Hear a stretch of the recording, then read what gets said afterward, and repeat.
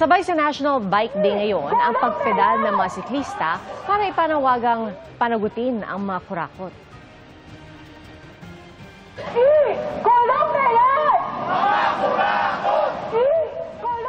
Mula Quezon City Hall, sama-samang pumadyak ang mga siklista hanggang sa Liwasang Bonifacio sa Maynila, kung saan nagdaos ng isang maiksing programa. Ayon sa organizer, apektado ng korupsyon ang cycling community dahil sa bulsa ng mga korap na pupunta ang pondo mula sa kaban ng bayan na dapat sanay nailaan sa pagtitiyak na ligtas ang mga kalsada at bangketa para sa mga pedestrian at siklista.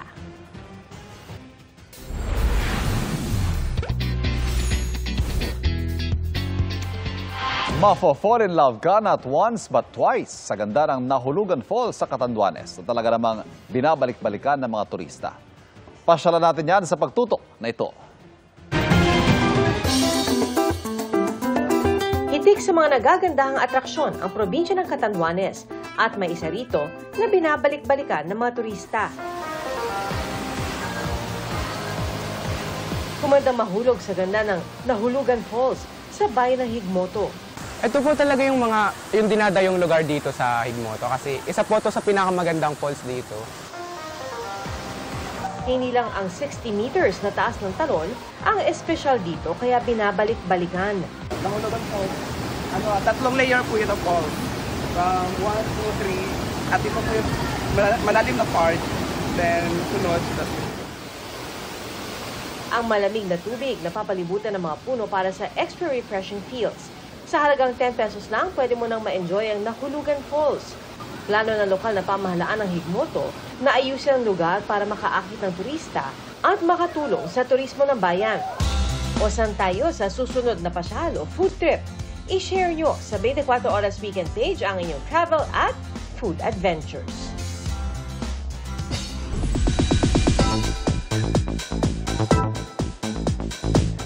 Reunited sa upcoming Kapuso drama and musical series na Born to Shine, sina Sparkle star Michael Sager at Stephanie. Si Michael ibinahagi din ang kanyang excitement para sa housemates ng PBB Celebrity Collab Edition 2.0 na nasa loob ng bahay ni Kuya ngayon. Narito ang aking chika. Proud ang ex-PBB Celebrity Collab housemate na si Michael Sager sa current housemates ng PBB Celebrity Collab Edition 2.0. Exciting daw na makita ang celebrity housemates in their true, authentic selves. Oh, nagkakainlaban na sila dun eh. Natutuwa lang ako kasi siguro yung experience talaga nila, yun yung sinasabi ko sa kanila na mararamdaman nyo lang pag nasa bahay kay ni Kuya. It's the magic inside the house. And for them, honestly, enjoy it lang. Tingin ni Michael, challenging para sa Collab 2.0 housemates na magpapasko at magbagong taon sila sa bahay ni Kuya. Alam niyo po, parang lagi nilang sinasabi, parang kawawa yung mga housemates. Pero for me, if you put it in another perspective, siguro ang saya rin na once in a lifetime ma-experience mo magpasko sa bahay ni Kuya. Oy, sige, tara. Promise. Kasi kung mapapasukin Nako, gusto ko pa pumasok as house challenger ulit.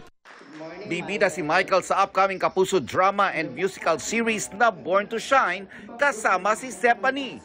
Makakasama nila ang ilang batikang mga artista at ma-stretch ang kanilang singing and acting talents.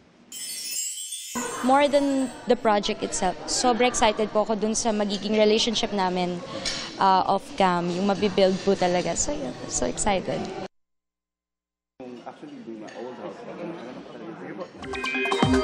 Ramdam po sa ilang probinsya ang perwisyo ng masamang panahon. Ay, Diyos ko po! Gumuho ang lupa na may kasamang mga tipak ng bato sa barangay P. Vera sa Viga, Catanduanes kanina. Yan ay matapos ang mga naranasang pag-ulan doon. Pansamantalang hindi madadaanan ng mga motorista ang kalsada habang patuloy ang clearing operation ng mga otoridad. Wala namang naitalang nasaktan o nasawi sa insidente. Sinagip naman ang isang lolo sa Sanchez Mira, Cagayan. Sa gitna po yan ang tumataas na tubig baha. 3 barangay sa bayan ang binaha dahil sa malakas na pag-ulan kahapon. Nagpatupad na ng forced evacuation dahil sa pag-apaw ng sapa. Sa ngayon, humuhupa na ang baha at bumalik sa bahay ang mga lumikas. Fighter jet ng India bumulusok sa air show sa Dubai. Sa Vietnam naman, mahigit 50 ang nasawi sa malawakang pagbaha. Ang mga balita abroad sa pagtutok ni Darlene Kai. Halos umabot na sa bubong ng mga sasakyan ang taas ng bahang tumambad sa mga residente sa Central Vietnam. Ayon sa mga eksperto sa Vietnam, ang pagbaha ay dulot ng walang patid na pag-ulan bunsod ng northeasterly at easterly winds. Pinalala pa ang mga ulan ng hangin mula sa dagat at ng high atmospheric pressure sa Pacific Ocean. Sa tala ng mga otoridad, umakyat na sa 55 ang nasawi at 13 ang hinahanap. Sa Gyalay Province, halos umabot sa bubong ng mga bahay ang taas ng baha. Malakas na ragasan ang bahang sumalubong sa mga rescuer ng Can Hoa Province. Ayon sa Vietnam Disaster Agency, mahigit 200 bahay ang apektado ng baha.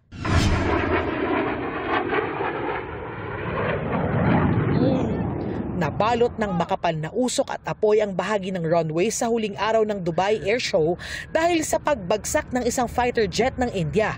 Ayon sa isa sa mga manonood, nasa 9 na minuto lang nasa himpapawid ang fighter jet bago ito bumagsak sa lupa. Kinumpirma ng Indian Air Force na nasawi ang piloto nito.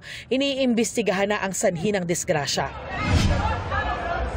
Sumiklab ang sunog sa venue ng COP30 o 30th United Nations Conference of Parties sa Brazil. Sa kuha ng CCTV, kita ang mabilis na pagkalat ng apoy sa isa sa mga pavilion. Agad na pinalikas ang libo-libong delegado sa venue. Wala namang naitalang nasugatan sa insidente. Ang COP30 ang pinakamalaking pagtitipon para talakayin ang epekto ng climate change.